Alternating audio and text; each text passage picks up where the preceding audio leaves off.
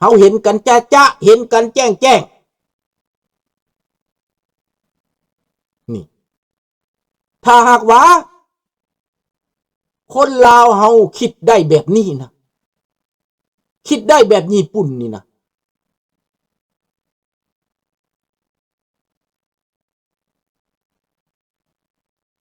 คิดได้แบบญี่ปุ่นมันเจริญแล้วคนลาวเฮาอยู่ในอเมริกานี่เป็น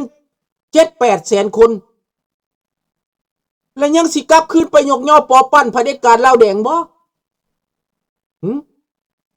ยังบ่เห็นหุ่งบ่พวกใดอยากไปก็ไป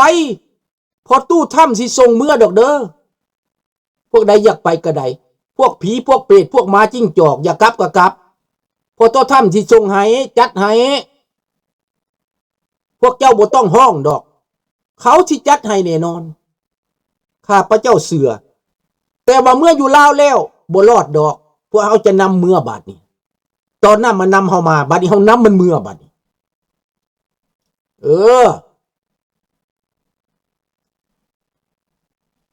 ขอบใจเด้อกูว่างเด้อกูว่างเด้อ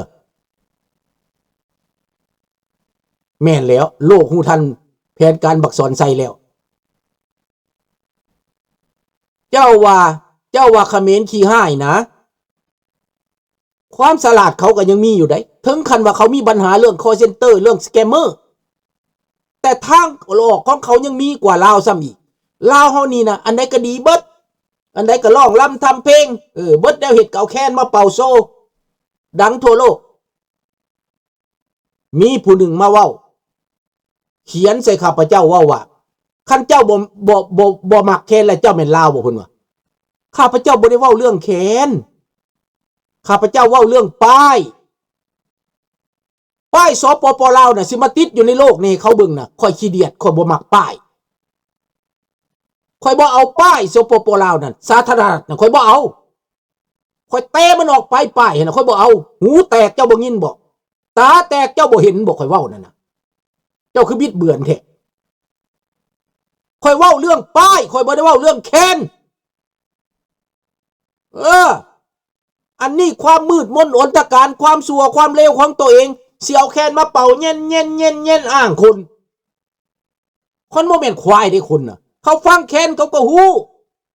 ลำสารวันหมดลำคอนสวรรค์หมดลำตังวายบ่เขาหมักมาตั้งแต่เจ้าเกิดพุ่นแต่มึงบ่ทันมาพุ่นบักสอนใส่ตั้งแต่มึงบ้านเกิดพุ่นพอตู้กูไม่ตู้กูเป่าแค้นเป็นเบิดเขาจะเป็นให้มึงมาบอกเรื่องแค้นดอกเขาจะเป็นมึงมาเว้าเรื่องมรดกโลกดอกมันเสียวเรื่องนี่นะเอาเรื่องตายนี่มาทับถมนะมาปิดบังนะจักระบบคนลาวก็หักกันมาก่อนนั้นบ่ต้องให้โลกว่าเป็นมรดกโลกมันมีความจำเป็นอีหยังจากเรื่องมรดกโลกบัดประเทศลาวเลยสั่นประชาธิปไตยคือบ่มีแล้วไปว่าเอาแต่เรื่องแค้นไปว่าเอาแต่เรื่องตึกไปว่าเอาแต่เรื่องหินไปว่าแต่เรื่องของเก่าของแก่บัดมนุษย์นี่สั่นคือบ่ปกปักรักษาแน่โคตรแม่สูเอาคนไปฆ่าไปแกงสุเวนเว้าประเทศลาวตายไปครึ่งล้านสัญญาถูกต้องปรองดองสัญญาหัวไม้หัวมือสแตกน้ำสาบานว่าจะบ่เฮ็ดหนังจะสัตย์ซื่อจะบริสุทธิ์จะบ่เข็นบ่ฆ่าแล้วพวกสูทรยศต่อสัญญาพวกสูละเมิดสัญญาสาธุคอยน้ำวัดองค์ตื้อออกฤทธิ์แห่งๆเด้อพี่น้องเด้อพวกใดที่บ่ซื่อบ่สัตย์ต่อการสัญญาวัดองค์ตื้อให้มันจิบหายวายวอดให้มันมีอุปสรรคให้มันไปคือปวกคือหมดนี่นะถึกน้ำห้อนนี่นะพี่น้องเอ้ยตายกูดูแดงๆคือเขียดนี่มันจึงลืมตายภาคคือห่านี่พี่น้องคือไก่ตายห่านี่มันจังสิได้พวกนี้นะเกินว่ามันพยศเกินว่ามันพยูเกินว่ามันตัวเกินว่ามันหลอกเกินว่ามันต้มมันตูนประชาชนเกินว่ามันบิดเบือนเอาประเทศชาติไปคืนกับคนอื่นคนเราตัดสินใจเองบ่ได้ต่ำซ้ำเหลือเกินเป็นบ่ล่ะต่ำซ้ำเหลือเกิน ขนาดตำรวจทำหน้าที่มันเอาไปฆ่าเจ้านายมิดปันรัฐบาลมิดปันหอยไข่ปากกระบอกปากเว้ากระบอกเว้า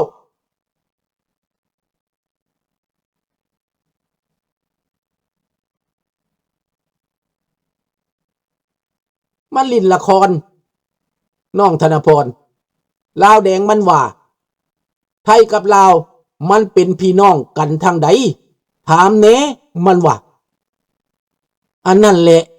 มันมาบ่เป็นแล้วก็มันเป็นแก้วแม่นแต่เฮาเป็นลาวนี่เฮาฮู้ว่าเฮาเป็นนี่นะ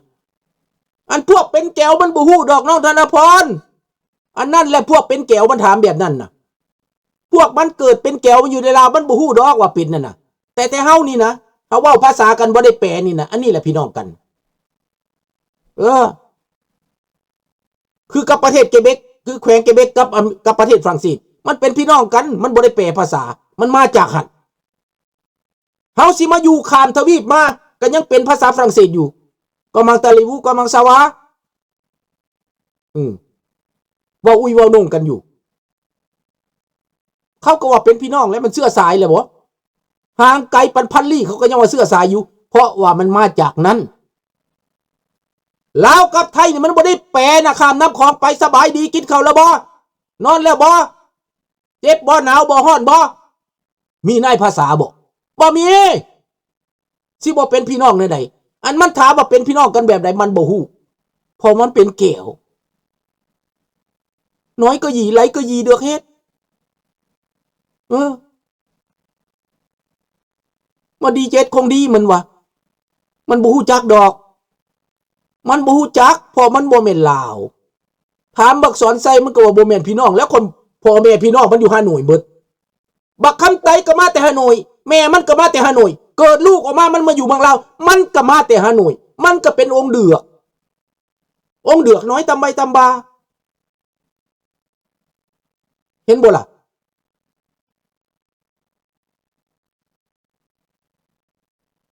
นี่แหละพี่น้อง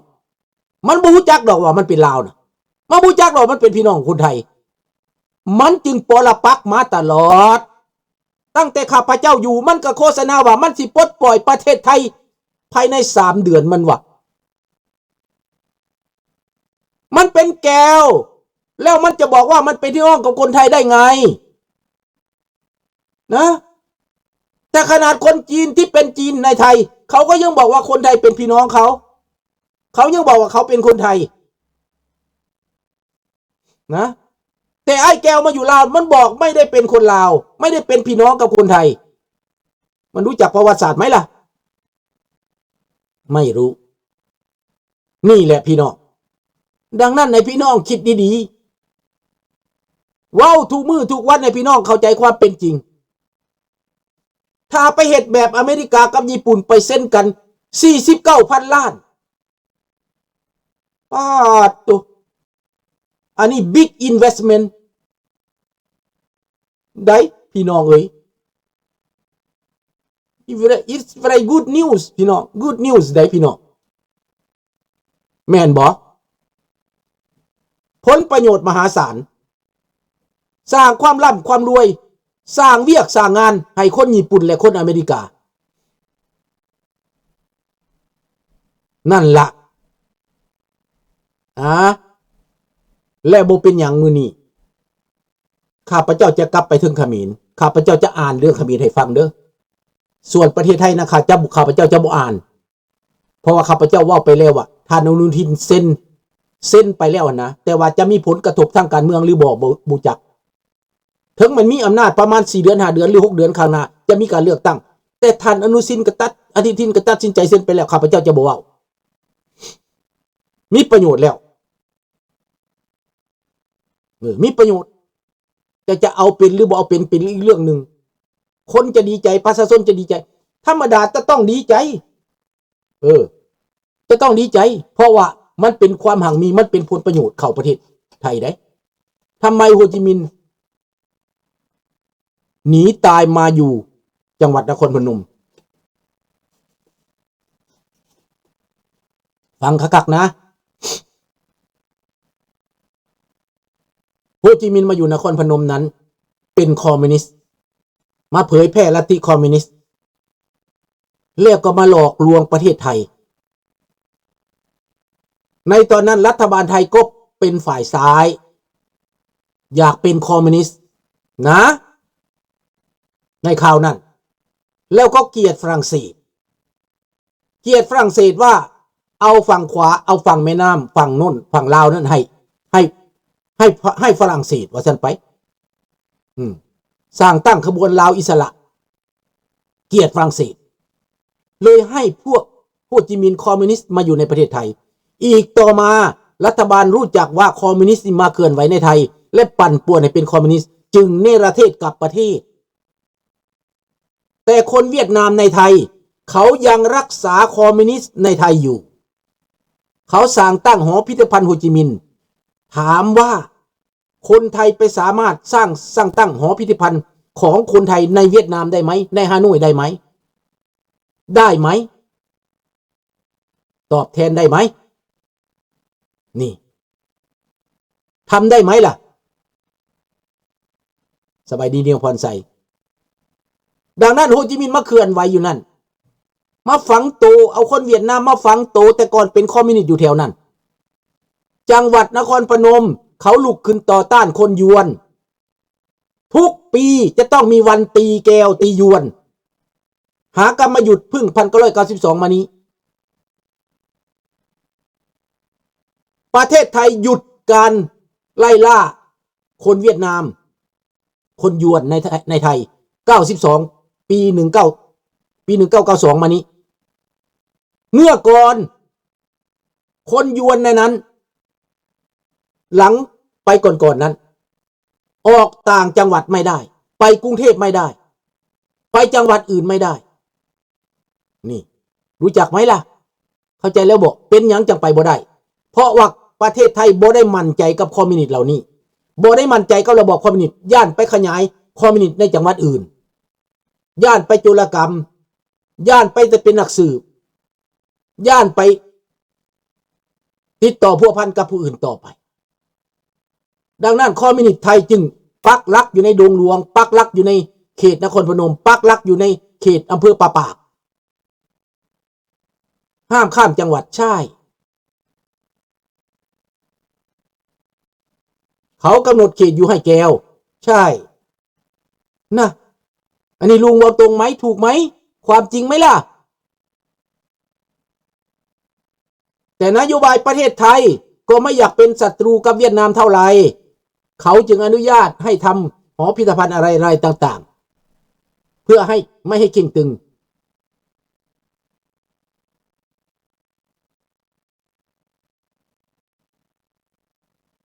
นี่แหละพี่น้อง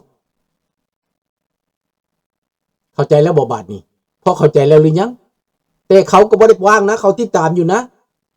คนเวียดนามเขาจะให้เป็นไม่ให้เป็นนักการเมืองในเมื่อก่อน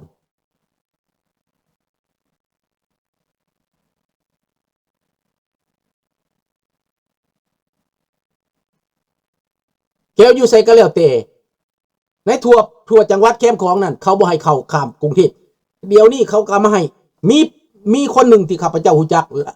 พ่อของหลานไฟข้าพเจ้าอยู่ในนครอยู่ในอำเภอธาตุว่าซั่นไปแล้วตายแล้วแหละตายวัง9,900ปี2000แล้วตายข้าพเจ้าไปนี่ถามว่าเจ้าได้สัญชาติแล้วหรือยังถามว่าอีเหมยมันได้สัญชาติแล้วหรือยังมันได้แล้วสั่นมันได้น้ำผัวมันเจ้าได้สั่นบ่ค่อยบ่ทันได้เด้อีกปีหน้าค่อยจังสิได้สัญชาติไทยค่อยจังสิเมื่อยามฮานอยได้เราเป็นคอมมิวนิสต์ได้มาอยู่เมืองไทยเราเป็นคอมมิวนิสต์อีหลีเราเว้านะและอ้ายเรามายามเราได้มาแต่เวียดนามเด้หลังจากเราได้บัตรไทยแล้วเราได้สัญชาติไทยแล้วเราก็จังได้ไปยามอ้ายเราอยู่ฮานอยเขามาเคลื่อนไหวอีหลีจริงๆแต่เราตายแล้วเนอะข้าพเจ้าจะบอกสื่อข้าพเจ้าถามเราอีหลีนี่แหละเจ้ามาจังไดค่อยมาแต่หนุ่มๆพุ่นเราอะมาสมัยนั้นเป็นรัฐบาลแก้วส่งมาปักหลักอยู่ในไทยเคลื่อนไหวอยู่ในไทยจนได้ลูกได้เมียจนได้นะพุ่นละนั่น ก็แบบเดียวคือในลาวเขาเมื่อเคลื่อนไหวเขาทำลายประเทศลาวประเทศ